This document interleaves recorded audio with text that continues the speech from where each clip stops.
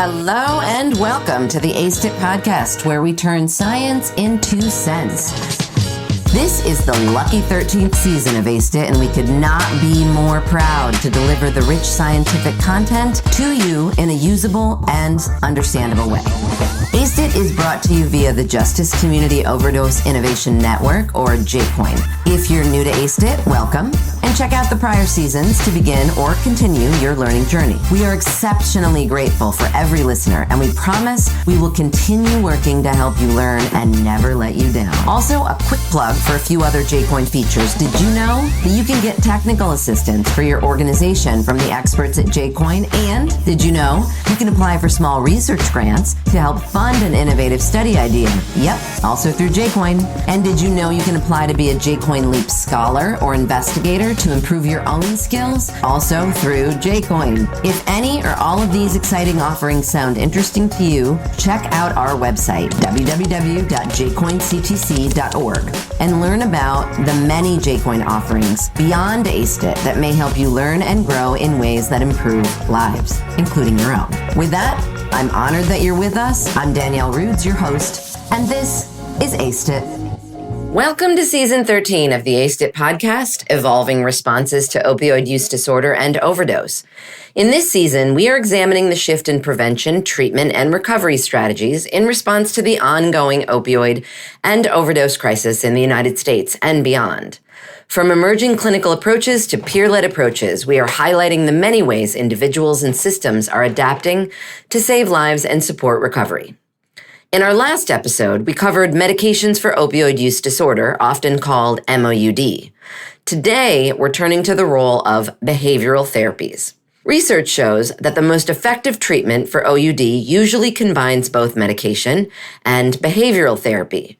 But in this episode, we will take a closer look at the behavioral side, exploring how approaches like cognitive behavioral therapy, motivational interviewing, and contingency management can help support recovery.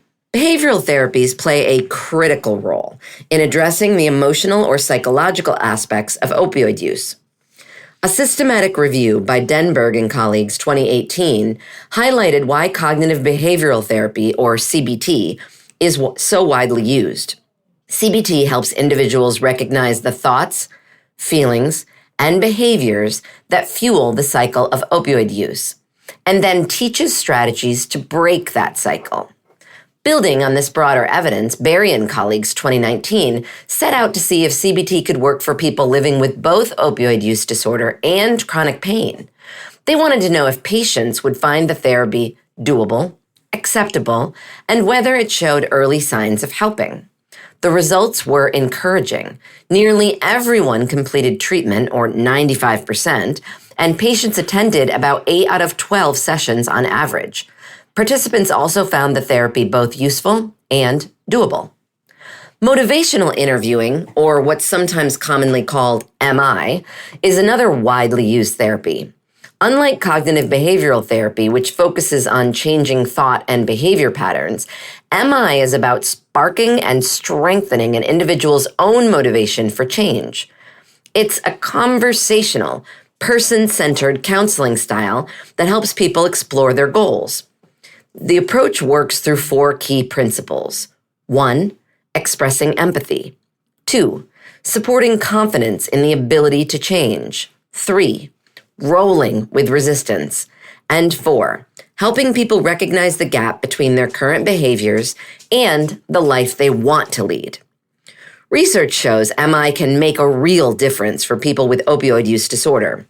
In one study, Roberts, 2020, tested whether MI could improve opioid use treatment referrals and appointment follow-through in a medical clinic. The findings were clear. People with OUD who received MI were much more likely to accept treatment from a referral and show up for appointments than those who did not. Roberts concluded that MI led to real, measurable behavioral change. People were not only saying they wanted help, but taking the next step to get it. At the same time, it is important to note the limits of motivational interviewing, especially when it is delivered as a brief, one-time intervention. A 2021 review by Buckner and colleagues looked at the use of MI in hospital settings, where many individuals with opioid use disorder first make contact with the healthcare system. Their review found that short MI sessions on their own were not enough to consistently reduce opioid use or keep people engaged in treatment after leaving the hospital. But the picture changed when MI was combined with medications for opioid use disorder and clear follow-up care. In those cases, MI became much more effective. In other words, MI works best not as a standalone fix, but as one piece of a larger, integrated approach to recovery. Another behavioral approach that has shown strong results is contingency management, or CM. The idea is simple. People can earn rewards like vouchers, gift cards, or small amounts of money when they meet their recovery goals. That could mean attending counseling sessions, taking medications as prescribed, or providing a negative drug test. The science behind CM is solid. CM has helped people stay in treatment and reduce the use of opioids. Proctor, 2022, points out that when CM is paired with medications like methadone or buprenorphine, the results are even stronger, fewer overdoses, and better treatment retention. Despite decades of empirical support behind this therapy, CM is not used as much as you might expect. Programs often face barriers from stigma.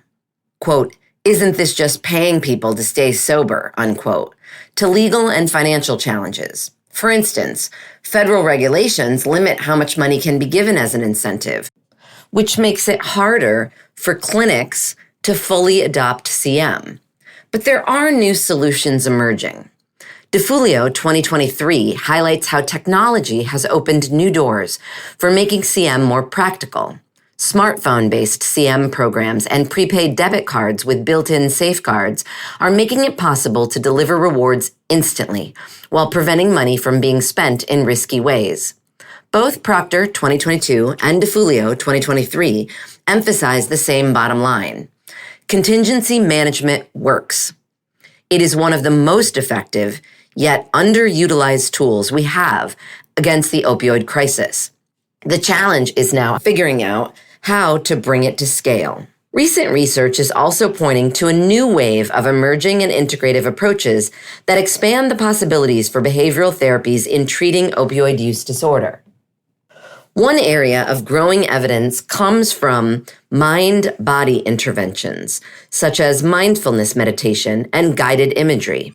A comprehensive review by Garland and colleagues, 2019, analyzed over 60 clinical trials and found that these approaches not only improved pain management, but also led to modest reductions in opioid use and cravings. While the effects were not dramatic, the findings suggest that mind-body therapies can serve as a complement to standard treatment. So, to wrap up, behavioral therapies like CBT, motivational interviewing, and contingency management all bring unique strengths to support recovery. As we've seen, the field is continuing to grow with emerging approaches like mindfulness practices. In our next episode, we'll shift to the real-world settings of where treatment happens. We'll take a closer look at inpatient or residential treatments, what they offer, how effective they are, and what the lived experiences can teach us. Thank you for listening to the ASTIT podcast. We love hearing from you. So if you have comments, topics to suggest, or some science you'd like us to cover in a future season, please write me. Danielle Roods at Sam Houston State University in Texas. My email is droods@shsu.edu.